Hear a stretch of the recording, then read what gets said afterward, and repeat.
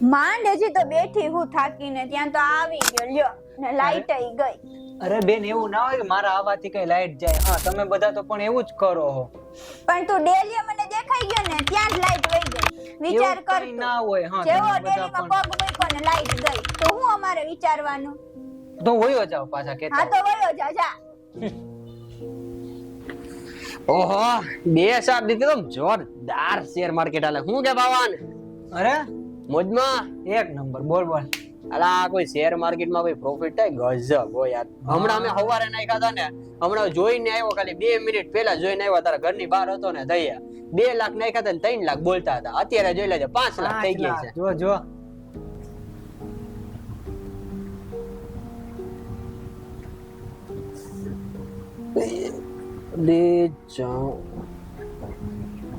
કેટલા 5 લાખ પૂગી ગયા.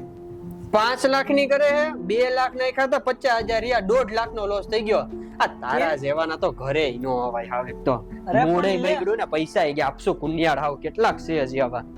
મેં શું કર્યું?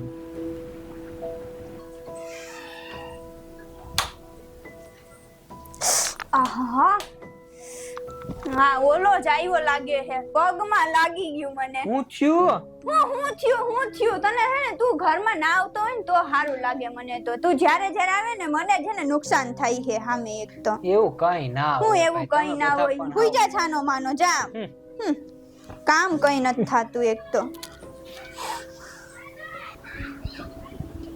મારી બેનપણીને ફોન તો કરી લઉં, કેટલા દિનની વાત નથી. હેલો, કેમ છે તને? હા હો, હમણાં તો શાંતિ હે ઘરમાં. પણ યાર અમુક લોકો હે ને એવા અપશુકુન યાર હોય ને, ખબર નહીં હવે. પણ અત્યારે જો ઈ ના આવે ને તો સારું હે. હા હોય એવા ભાઈ અપશુકુની હોય ને, આપણું કામ થાતું થાતું અટકી જાય. હાવ થવાનું હોય ત્યાં અટકી જાય. કેમ છે દીકા? મજામાં ને?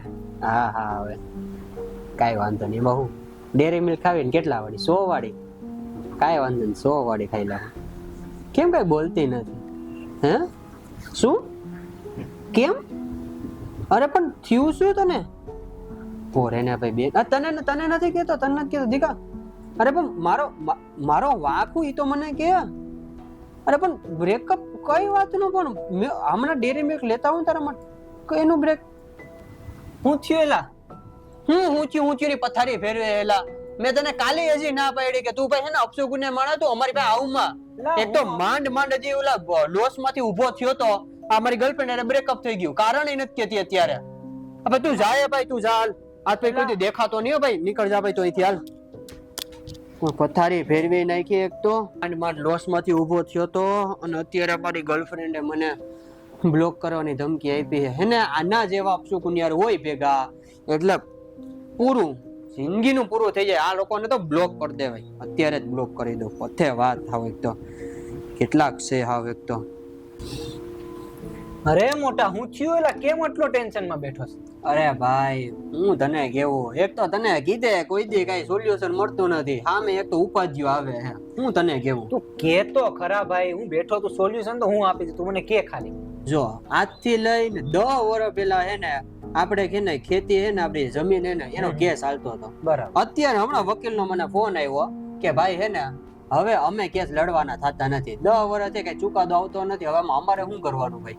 હવે મારે શું કરું? મને તો લાગે હે કે ગી ભાઈ જમીન હાથમાંથી. તું ટેન્શન ના લે. ટેન્શન ની ક્યાં ભાઈ, પથારી ફેરવે. એમાંય તારો આજે બર્થડે હે. મને તો ઉપાધિ જી છે કે તું એક તો બાજુમાં આવે ને પથારી ફેરવી હજી સુધીમાં કોઈ દી સારું નથી થયું. તું મારી વાત સાંભળ પેલા. હા, બોલ હું છે દે ને લે. જાણીતા વકીલને જાણું છું. હું છે ને કોલ કરી લઉં ખાલી, તું પછી મને કહેજે. હું એક ફોન કરીને એને કહી દઉં. હું ફોન કરીને એક તો આમે નોર્મલ દિવસે આવે તોય પથારી ફેરવતો હોય ને, અત્યારે તો પોતાનો બર્થડે. હું ફોન કરીને આવું હો હમણાં. સારું થયું ગયો. લપતો નહીં હવે. શું થાય જમીનનું? મોબાઈલ મારો ક્યાં ગયો? એ ભગવાન, મોબાઈલ ક્યાં પડ્યા હોય હવે તો.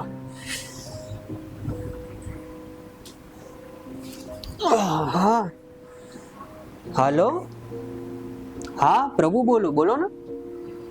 હા હા હા હા હા હા, એ આખી જમીન અમારી જ છે. હા હા હા હા કે બધી કેવી રીતના હે હા પાવન હા બસ આવ્યો હા એ મારો ભાઈ જ છે હા હા હા હા હા હા હા થેન્ક યુ વકીલ સાહેબ થેન્ક યુ હું થયું એલા એલા તે એવું તો હું કર્યું કે ખાલી મને એક દિવસની અંદર રિઝલ્ટ આવી ગયો અરે ભાઈ તમને બધાને એવું લાગે છે કે હું અપશકુનિયાર છું પણ મારા કોન્ટેક્ટ વધારે છે અને હું અપશકુનિયાર નથી એ તો આપણી લાઈફમાં જે થવાનું છે તો થવાનું જ છે એવું ના કે હું આવું ને કઈ ખરાબ થાય કે હું આવું ને સારું થાય આ તો મારો કોન્ટેક્ટ હતો એટલે તમે મને કીધું તો મેં એને વાત કરી એને કીધું કે કઈ વાંધો નહીં તમને હું કેસ જીતાવી દઈશ વાત તારી સાચી હો કારણ કે મેં હે ને જોયું હતું એવું નથી કે અને જો હમણાં મારી એ રીતે જે થયું ને મતલબ કે મારી ગર્લફ્રેન્ડે બ્રેકઅપ કરવાનું કીધું હતું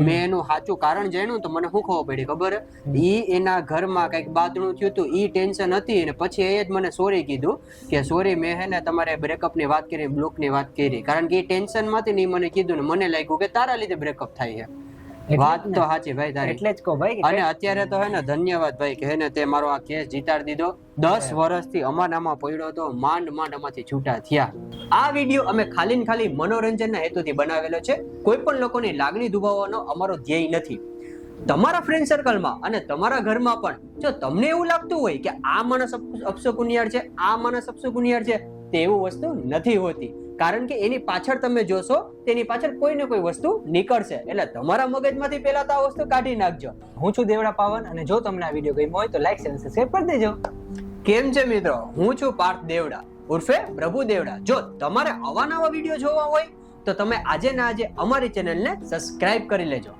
થેન્ક યુ